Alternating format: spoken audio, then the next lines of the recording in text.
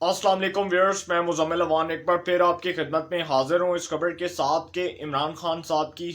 हुकूमत के खिलाफ ये जो शिकंजा सख्त किया जा रहा है इसमें दिन ब दिन तेज़ी देखने को मिल रही है। और एक बड़ी इम्पॉर्टेंट डेवलपमेंट ये हुई है कि अपोजिशन ने इमरान खान साहब के खिलाफ, वज़ीर आज़म इमरान खान साहब के खिलाफ तहरीके अदम तमाद जमा करवा दी और उस तहरीके अदम तमाद में ये रीजंस को शामिल किया कि इमरान खान साहब की हुकूमत डिलीवर करने में बुरी तरह नाकाम हो चुकी है। इमरान खान साहब बतौर हुक्मरान के मुल्क के ऊपर एक बोझ बनकर मुसल्लत हुए। उन्होंने इस मुल्क का खाना ख़राब किया, उन्होंने इस मुल्क का बेड़ा गर्क किया,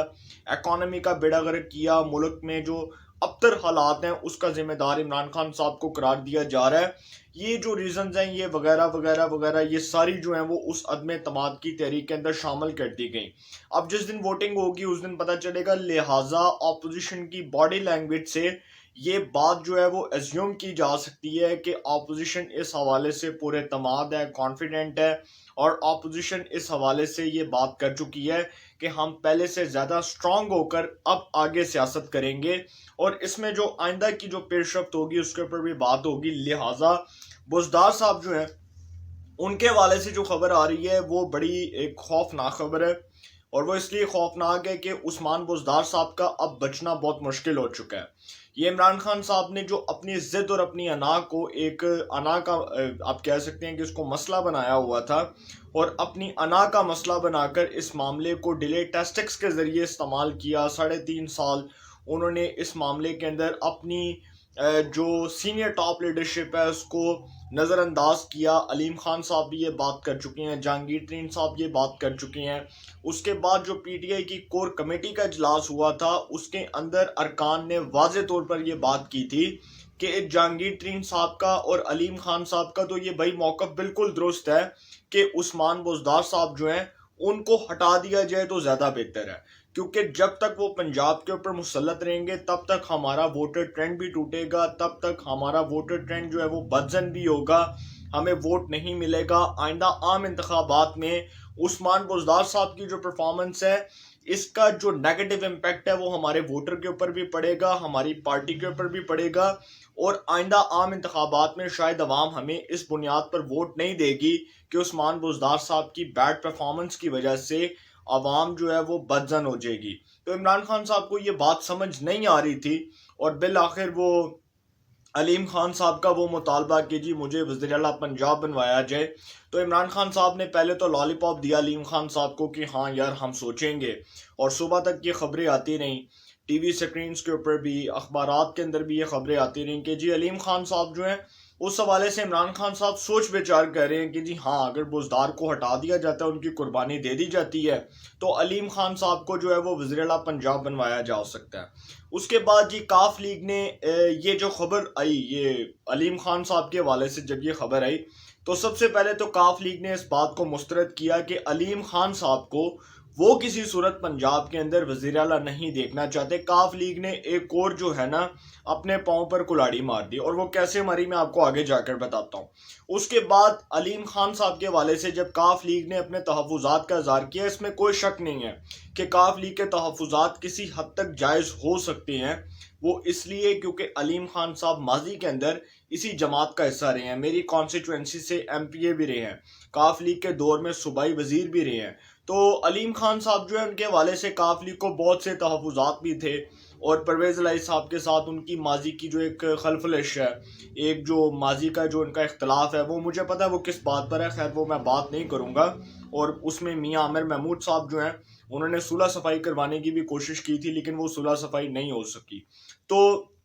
अलीम खान साहब का काफ लीग छोड़ने का एक बुनियादी मकसद भी यही था कि वो काफ लीग की सियासत से जो है वो तंग आ गए थे, और उसके बाद इमरान खान साहब की क़यादत में उन्होंने पाकिस्तान तहरीक इंसाफ में शमूलियत का ऐलान किया था 2011 में। तो इमरान खान साहब को नहीं पता था कि ये कितने बड़े एटीएम और ये मेरी जमात के ऊपर किस हद तक जो है वो अरबों रुपया लगा सकती हैं। तो अलीम खान साहब की जी खैर ये खबर आई, come to the point, Aleem Khan Sahab के ऊपर ये बात हुई कि उनको वज़ीर आला पंजाब बनवाया जाएगा, बुजदार साहब की कुर्बानी दी जाएगी। बाद में उस्मान बुज़दार साहब जो हैं उन्होंने अपने तहफ़्फ़ुज़ात का इज़हार कर दिया। उन्होंने कहा कि जी मुझे तो अलीम खान साहब किसी सूरत कबूल नहीं है, मैं अलीम खान साहब को बतौर वज़ीर-ए-आला पंजाब नहीं देख सकता, क्योंकि मेरे इनकी जो है वो कारकर्दगी से मुतल्लिक बहुत से तहफ़्फ़ुज़ात हैं, और दूसरा इनके ऊपर करप्शन के केसेस हैं, तो मैं एक ऐसे शख्स के अंडर काम नहीं कर सकता। उस्मान बुज़दार साहब ने जो है वो स्ट्रेट फॉरवर्ड डिनाई कर दिया। जिस तरह काफ लीग ने डिनाई किया, इसी तरह उस्मान बुज़दार ने डिनाई कर दिया, और उस्मान बुज़दार साहब ने अपना वो जो है ना, वो आप कह सकते हैं कि अपना वो फैसला वो काफ लीग की वो जो है ना गोद में डालने की कोशिश की, और कहा कि जी मैं अगर वज़ीर आला रहूँगा, अगर नहीं रहता तो हाँ दूसरी चॉइस ये है कि अगर मैं वज़ीर आला नहीं रहता, बुज़दार साहब ने कहा कि अगर मैं वज़ीर आला नहीं रहता तो परवेज़ इलाही साहब के नाम के ऊपर सोच विचार हो सकती है, उनको वज़ीर आला बनाया जा सकता है। और वो कहते हैं ना कि वो अपने मुँह मियाँ मिट्ठू बनना और चोर की दाढ़ी में तिनका, तो वो काम किया उस्मान बुज़दार साहब ने कि उन्होंने जो है ना वो मीठी मीठी लगाई परवेज़ इलाही साहब को कि परवेज़ इलाही साहब का नाम दिया जा सकता है पंजाब की वजारत आला के लिए। हाँ ठीक है, अगर मैं कबूल नहीं हूँ तो फिर परवेज़ इलाही को बना दिया जाए। और इस हवाले से तो इमरान खान साहब पहले ही इनकार कर चुके हैं कि परवेज़ इलाही साहब को तब वज़ीर आला पंजाब बनाया जाएगा जब वो अपनी जमात मुस्लिम लीग काफ को पाकिस्तान तहरीक इंसाफ के अंदर जम करेंगे, उसके बाद उनको वज़ीर आला पंजाब बनाया जा सकता है। ये एक बहुत बड़ी खबर है और बड़ी इंपॉर्टेंट डेवलपमेंट है। इसलिए इंपॉर्टेंट डेवलपमेंट है क्योंकि एक तरफ काफ लीग, एक तरफ उस्मान बुज़दार, एक तरफ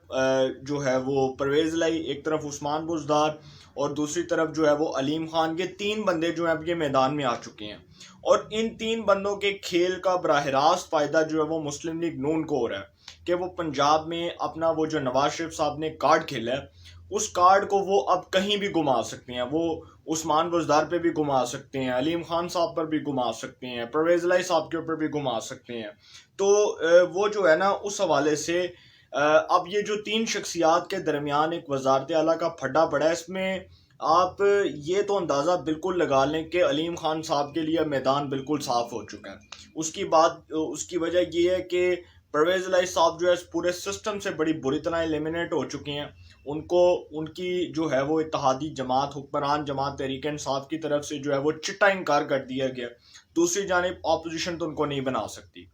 फिर उसके बाद आ जाती हैं जी उस्मान बुज़दार साहब के ऊपर। उस्मान बुज़दार साहब जो हैं वो पहले ही उनका इक़्तिदार ख़तरे में है। एक तरफ जहांगीर तरीन का ग्रुप, दूसरी तरफ जी अभी हमें पता चला, मेरे सहाफ़ती दोस्त ने मुझे बताया, सहाफ़ती ज़राए से मुझे ये मालूम हुआ कि जी बखर से वो जो MP हैं गज़नफ़र अब्बास छीना साहब, उनकी सरबराही में 14 सूबाई असम्बली के अरकान का ग्रुप कल अपने सियासी मुस्तकबिल का फैसला करने जा रहा है। बड़ी इंपॉर्टेंट खबर है कि गज़नफ़र अब्बास छीना साहब, जिसमें कर्नल रिटायर्ड गज़नफ़र अब्बास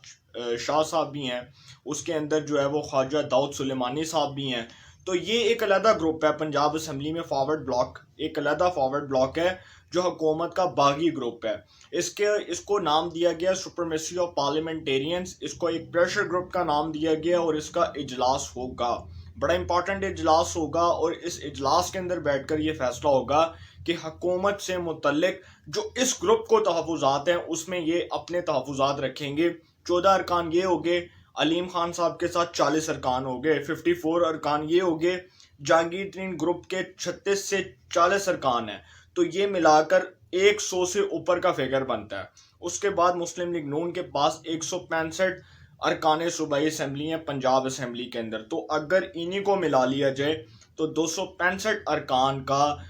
उस्मान बुज़दार की हुकूमत के ऊपर अदम एतमाद का मतलब ये है कि उस्मान बुज़दार साहब जो हैं वो इक़्तिदार में रहने का अखलाकी जवाज़ खो चुके हैं और अब वो इक़्तिदार में नहीं रह सकते। ये तो बात कंफर्म हो चुकी है। उसके बाद जी अलीम खान साहब की लंदन में नवाज शरीफ साहब से मुलाकात होगी। बड़ी इंपॉर्टेंट खबर है, अलीम खान साहब की लंदन के अंदर नवाज शरीफ साहब से मुलाकात होगी और जहांगीर तरीन साहब के साथ भी मुलाकात होगी, क्योंकि जहांगीर तरीन ग्रुप के साथ बराह रास्त अब उनका ताल्लुक है। तो जहांगीर तरीन, अलीम खान और नवाज शरीफ साहब बैठेंगे, मुलाकात करेंगे, और उस मुलाकात में जो फैसला अब नवाज शरीफ साहब करेंगे, कहते हैं ना कि सियासत में किंग मेकर भी होता है, तो अब इस वक्त जो है वो किंग मेकर नवाज शरीफ साहब हैं, और जिसके ऊपर हाथ रख देंगे वो वज़ीर-ए-आला पंजाब बन जाएगा। ये बात में तो कोई शक नहीं है, क्योंकि पंजाब में जो कार्ड नवाज शरीफ साहब घुमाई जा रहे हैं, खेल रहे हैं, उसका बराह रास्त फ़ायदा पाकिस्तान मुस्लिम लीग नून को हो रहा है। और वो इसलिए क्योंकि पंजाब की पॉलिटिक्स के हवाले से जो उनका इंटरेस्ट है, जो उन्होंने अपना इंटरेस्ट शो किया है और जो उन्होंने अपने कार्ड्स शो किए हैं, वो अब बहुत हद तक जो है वो कामयाब होते नज़र आ रहे हैं। और दूसरी बात यह है कि जी अलीम खान साहब की नवाज शरीफ साहब के साथ जो लंदन में मुलाकात है, इस मुलाकात के अंदर इमरान खान साहब से मुतल्लिक भी फैसला होगा। इमरान खान साहब जिन्होंने आज कहा, जिनकी उस्मान बुज़दार साहब से मुलाकात खैर हुई और उसमें उस्मान बुज़दार साहब ने कहा कि जी मैं इमरान खान साहब को अपना इस्तीफ़ा पेश कर रहा हूँ, मैं इमरान खान साहब को समझता हूँ कि वो मेरे वज़ीर आज़म है और वो जो फैसला करेंगे मुझे कबूल होगा। तो इमरान खान साहब ने कहा कि जी तानू घबराने की लोड़ नहीं है कि आप इसी ओहदे पर रहेंगे, मैं आपकी कारकर्दगी से मुतमिन हूँ और मैं वज़ीर आला पंजाब के तौर पर आपको तब्दील नहीं करना चाहता, मैं आपको कंटिन्यू करवाऊंगा। जो 1.5 साल बकिया टेन्योर रह गया इस गवर्नमेंट का, उसमें आप वज़ीर आला पंजाब रहेंगे। लेकिन इमरान खान साहब शायद ये भूल गए कि जो शिकंजा उनके खिलाफ सख्त किया जा रहा है, उससे ज़्यादा शिकंजा जो है वो उस्मान बुज़दार साहब के खिलाफ सख्त हो चुका है। और वो रोज़ाना की बुनियाद पर जो डेवलपमेंट्स हो रही हैं, उस्मान बुज़दार साहब भी नहीं बचेंगे और इमरान खान साहब भी नहीं बचेंगे, क्योंकि इमरान खान साहब जो गलत फैसला 3.5 साल पहले कर चुकी हैं, अब उसका भयानक अंजाम इमरान खान साहब की आंखों के सामने होगा।